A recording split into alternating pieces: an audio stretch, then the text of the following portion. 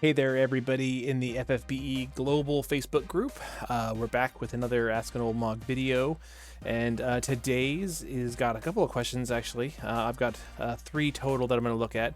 2 of them are kind of about the same thing, so I'm going to try and address those at the same time, and one of them is one that we see a lot, especially when new units with very strong STMRs come out, and so I thought it'd be good to talk about it because this can be relevant on into the future, and if you pull any units that have strong STMRs now. So we're going to look at those in just a moment. Let's take a look. So our first set of questions is kind of related to team building. So we see this a lot. Is this team an okay team for whatever, just playing the game, or, a specific trial, or in this case, kind of general like EXT level stuff, or a more complicated version of the question. As this game evolves, it gets more difficult. Our bosses at difficulty levels of like 400 able to be beaten by a normal team of a few attackers, 1 support, and a healer. Big mouthful type question, and I think it's a really good question because especially in a game where you are limited by the number or the types of units that you pull as far as like what you're actually going to put a team together to do and like try and beat stuff. It can be really hard and frustrating to try and beat a trial if you don't have a set of units that like maybe you're trying to watch a content creator do a clear with, or just don't have a kind of a wide range of units to try and pull stuff together. And so I want to talk a little bit about team building as part of this discussion. So my first piece of advice is that you have to remember that each trial, no matter what difficulty we're talking about, actually anything that actually poses a threat is going to require either specific units or types of units to protect your team or to successfully damage the boss. And so I'm gonna go over a couple different examples of teams that do that in just a second. But what's going to help you to do that is to think about this. Every boss has a monster type or a race that you can use to either like pick units that have innate bonuses against those, or apply items and abilities that give you bonuses against those. So that's important to think about. A boss is almost always going to have some form of elemental weakness. Sometimes you can give it additional weakness by using imperil abilities, but every boss usually has some kind of weakness. Whether or not you can break them too is another one. Some bosses are weak against specific types of gear. So for a while their trials had break gauges that you had to use like daggers and instruments to try and break their gauge before you could do normal damage to them. So that was really important to pay attention to. Some bosses put up mitigations to damage types. So some bosses will go immune to physical or immune to magic. And so like, you want to pick units that are going to do that. Some bosses are going to differ on whether or not they have high defense, high spirit, or just like are really tanky with lots and lots of HP. So different units are going to help you do that. And then finally, what types of attacks the boss uses? Are they going to use imperils? Do I need to bring another a unit that can buff up my resistance? Are they going to use breaks? Do I need to bring a unit that can prevent that and heal my breaks, or status ailments, or whatever? So all of that kind of plays into why certain units work against certain trials and certain units don't. And that's where content creators are picking units that are either going to showcase here's what this unit can do. Sinzar once put out a video about using General Solis to tank Bahamut, the ultimate attack from Bahamut, and it was just like it's funny to watch what this really strong unit can do. And if you don't have her, that's fine, but you just won't be able to do that. I bet you could probably do it with Maeve now. Maeve's probably actually even better than Solis. But without knowing what these bosses do and what units you have, it can be really hard to put a team together. But those are the things you want to be looking out for. So to demonstrate that, I'm going to show you 3 different teams. The first one is just like my team that I'm running right now. In the raid, it's just a bunch of bonus units. They can chain together, they can do damage, and raids are so easy. It literally does not matter. I could put anything in here. In fact, I even put in Hawkeye at one point and just had him use his Magnus ability that just does damage and does a break. And he killed it with just his break ability. He didn't have any gear or anything equipped. The boss just died to the break ability, and it really did not matter. And that's just raids are like that. They're not hard. They're not difficult. Whatever. But I'm going to show you a couple other teams. This is just, you can have anything in a raid team, but that's not hard. It's not a high level boss. This is another example though, and I don't have any equipment on them, but this is the team that I ran against the Final Fantasy VI Chronicle battle against Valagramanda. why do I have all these units here? So, you know, Valagamanda was a trial where you had to bring Final Fantasy VI units. You had to be able to do specific types of damage. You had to be able to, you needed to be able to apply breaks. You needed to be able to apply imperils in order to beat the boss in 3 turns to get all the rewards. And so, you know, I had to put together a team of units that could chain together. So we've got, you know, Shadow and Lock chaining. We had to have a couple of units that could cap those chains. So we had, you know, Terra and Edgar, you know, jump chaining or jump capping over here, using her limit burst over here. And Realm was providing us with lots of support. We've only got 5 units to work with, so we had to squeeze everything into it possible. So for like some trials like that, like the series locked Chronicle battles, yeah, you kind of have to have a very specific, you know, set of things that just otherwise units are just not going to work. Like, you know, Umaru is not going to help us with that trial. You know, Sabin, I tried doing stuff with Sabin to try and beat the boss, and like, you know, it just wasn't doing enough damage, you know. So you don't have to have these 5 units, but these 5 units can accomplish it. And so a lot of times you'll see videos that content creators put out, hey, these 5 units will do it if you don't have Celeste, or if you don't have you know, whatever, if you don't have, you know, if you don't have these other units, you can replace them with these 5. And, you know, this is the most, maybe this is the most budget friendly way to do it, or this is like the most overpowered way to do it, or maybe the easiest way to do it. You can do it in 3 turns this way, or 5 turns this way. You know, and the clears will work, you know, and this one did work. I don't have my gear saved on it, so I can't really go into it, but the clear will work. And bosses, they'll create guides like that. I know that can be frustrating if you don't have, you know, when I first tried to do this, I did not have EX+1 Edgar, and I just couldn't do this strategy that required this team. It just didn't work, you know. And then eventually I got him, and now I could, you know, and it worked instantly once I had the right units to do it. Here's another example. Went too far. Where is it? Here we go. Sorry. This is the team that I used to beat you know, the Ashura trial in the Vortex. And so, you know, I needed to have really specific things to be able to do this. I needed a really strong physical cover tank to be able to cover all that stuff, and I needed somebody who could, you know, do different elements every turn to the boss, and Kryla's really good at that. I needed a really good breaker and someone who could help heal us and keep our MP up and all that stuff. And then I needed a damage dealer that could chain really well against demons and humans, and with the right abilities and everything set up. You know, Ibarra did a really great job at that. And then I needed someone to cap, preferably someone who was not going to get mitigated by, you know, physical or magic, and Evoker works really well for that. And, you know, at the time I did this, my Luna Freya was better than my Terra, so Luna Freya fit the bill, and I did it with Luna Freya instead of Terra, and it worked out perfectly. Took a long time to figure it out.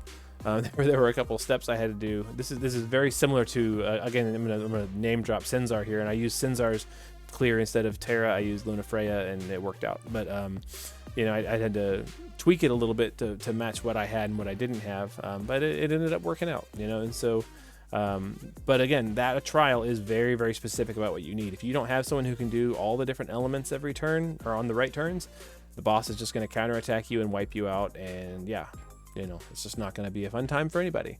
So that's what I mean when I say we have to look out for the right types of things. You know, if we had brought a magic tank to the Ashura fight, it's not going to work. If we had brought someone who, you know, had Beast Killer and Bug Killer, it's not going to work, because the boss's race is not Beast and Bug. You know, you got to really focus on what is going to hurt the boss if you're trying to do it quickly, or trying to survive attacks, or trying to, you know, meet certain criteria. And so that is why a general team of, you know, a tank, a support, 2 chainers, and a healer, and a damage dealer is not going to work on every single fight. It'll work on a lot of fights, and especially on something like a raid, you know, when you can bring whatever you want. You know, on this, I can hit with Titus one time, and the boss dies. I don't even have to use his limit burst. I just hit, and the boss dies. So for some things, it'll work just fine. Not everything will, and there's a reason for it. You know, it's designed to test the limits of what you have in your team, maybe to encourage you to pull a little bit. You know, maybe use resources to go after units like unit of choice tickets, or things like that to build awakenings, you know. So yeah, it's not that trials require specific things, but they do require you to be flexible, and kind of pull your resources together to kind of make a set of units that will work well together. For example, Clash of Wills, I ended up doing a clear that was tanking the boss with Esther because I happened to have Kresnik and could imbue her with imbue the boss with light and make it so that she resisted light. And so Esther, a 7-star unit that's not supposed to be a tank but has tanking skills for who knows what reason, was able to tank the boss. Clash of Wills boss. And you know that you're supposed to use Maeve. I don't have Maeve, but I was able to do it with Esther because cheating with, you know, element imbues and being immune to light. You know, that worked because I had the units. But you do not have to have Maeve. Maeve just helps you to maybe be at the top of that fight if you're actually going for a high score, which sometimes I am and sometimes I'm not. Long story short, yeah, one team is never going to work for everything in this game. It'll work for maybe that one team, if it's really good, will work for a lot of things, but you know, sooner or later you'll run up against something that is going to be, you know, that's not going to work. You know, Sephiroth's a really good example. No matter how strong Sephiroth is, if a boss is immune to dark damage, goodbye. You know, it's just not going to work. So yeah, let's take a look at the next set of questions that I had, and this one had to do with STMR. So how many copies of a unit's STMR do I need? And I think I said earlier, this comes out a lot when we get a unit that's released that has a really strong STMR that maybe a lot of people are going to want to run on their units, and they're like, ooh, this provides a really nice bonus. I want to get as many of this as possible. And you're like, well, I only have 1 copy, or I'm trying to be frugal with how I, like, you know, STMR one and then shard it and put it into another one and get that one to EX+2 so you get another copy, you know. But how many copies do I need? There's a lot of things that are going to play into determining how many you need. A couple things you want to think about. Is this STMR going to be usable on multiple units that I want to actually run at the same time? So am I going to be running a lot of attack units and I have this really strong attack STMR and I want to, you know, make sure that every one of my units that's doing damage has it so they can be capped out on their attack? That's a good question to ask. Do I need more than 1 copy to max out a stat or a bonus? A good example of this one is going to be, you know, Savior of Souls Lightning's STMR, which provides the 100% chain bonus cap increase. Some units need 2 copies of that, or 1 copy in the Clash of Wills equipment with the Magister's set on it. Some units only need 1 copy of it. Some units need no copies of it. Looking at Titus there, he needs no copies of it. So, you know, in that instance, you know, having a bunch of copies of Savior of Souls Lightning is really, of her STMR is really good because you might need it on all your damage dealers. And they stack, so you can have lots of copies of it and it's all good. Another one is, does the bonus provide, or does the STMR provide bonuses to units only from a specific series, and will you want to run more than one of them in your party at a time? So I've got a couple examples of that. I do not have Yuna, I do not have Auron, but I do have Sephiroth and Tifa, right? So if we look at Sephiroth, he's wearing 2 of Tifa's STMR right here. I've only ever gotten 2 copies of Tifa. So if I click and hold, it's going to show me the bonuses, and there's this bonus here called Wish to Stay Home, or Stay Close, and it gives 500 HP, attack, defense, and spirit, and limit burst damage boost, excuse me. And it only gives it to these units: Tifa, Avalanche Tifa from Advent Children, or Tifa from Advent Children, Avalanche Tifa, Cloud, Cloud Advent Children, and Cloud Remake. They get that bonus. So that bonus stacks, you can put more than 1 on them, and then so instead of 500, they will get 1,000, and that's very good. But what if you're running, you know, more than one of these units in your party at the same time for some reason? You know, you're running Avalanche Tifa, and you're running Advent, or you're running Cloud, and you're running the original Tifa. In that instance, I would need, if I wanted all of them to be wearing 2 of them, I would need 6 copies. That's a lot of copies of an STMR. You know, theoretically, if I want them all to receive that 1,000 bonus, or if I only care about one of them getting 1,000, then I need, you know, 2 copies. So it really just depends on what units you're going to run. If you're not going to be running a bunch of Final Fantasy VII units that are going to benefit from that, then I maybe only need enough copies to give 2 to a unit to just get the high stat, the high plus 82 to attack. In that case, you know, 2. If I'm only going to put them on my capper, for example, because that's where my damage comes from, then I only need 2 copies. Frankly, I want more than 2. I want as many of these as I want, or as I can get, just because it's like really high attack, and defense and spirit is decent on it. So why wouldn't I want it? So yeah, that's something to think about. But you know, when it comes to Yuna's STMR and Auron's STMR, they do not stack with instances of themselves. So meaning you can only equip one copy of them to any unit, no matter how many copies you have. They just don't work together. Now you can have one of each. If you have a Orin STMR and a Una STMR, then they both provide the benefits to Final Fantasy X characters, and they get that, you know, that big boost to their stats. But unlike Tifa's, where you want as many as you can get because they can stack, you know, theirs do not stack. So you might need fewer of them. You might only want, you know, 2 or 3 total, because you're not going to be putting them on that many Final Fantasy X units, because how many of them are you really going to be running in your party at the same time? I don't know. I would say, you know, probably 1 or 2 of each, if you get them, is good in that scenario. But it really it depends on a lot of different criteria. You know, what are you going to be running in your party, and it also depends on how lucky you can get. Like, I haven't tried to pull on either of them yet, but I don't, you know, you don't have Orin, it's not going to matter, you know. So in that case, I need 0 because I don't have them. And that's kind of the thoughts that I have on that. I know it's kind of long-winded, and there's a lot of like it depends type stuff when it comes to some of the answers. But it's a game that changes all the time. You know, different trials require different stuff. Different levels and bosses require different stuff. And some bosses you can use units from any game you want. And some bosses you can only use units from Final Fantasy Type 0. And that one was annoying, but I did it. So yeah, hopefully that's helpful. I know it's a lot of kind of rambling discussion, but if anybody who watches this has a different opinion on how many STMRs of a specific one you should have, yeah, I'd love to hear it. You know, drop a comment, drop a question.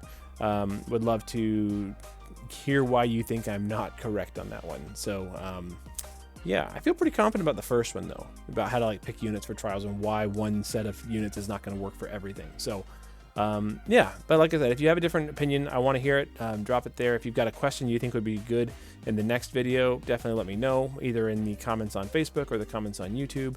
I decided not to bring my cat back into this video. She's sitting right over there, but she looked really grumpy at me when I started to get ready to film, and I just didn't want to mess with her. You know, she's in a good place. But I do have some exciting new graphical changes that are going to show up in the next video, so be sure you tune in for that, including a new special guest who I think is going to be slightly more cooperative in the video. But for everyone who sees this, have a great night, a great week, and we'll see you next time in Ask an Old Mog.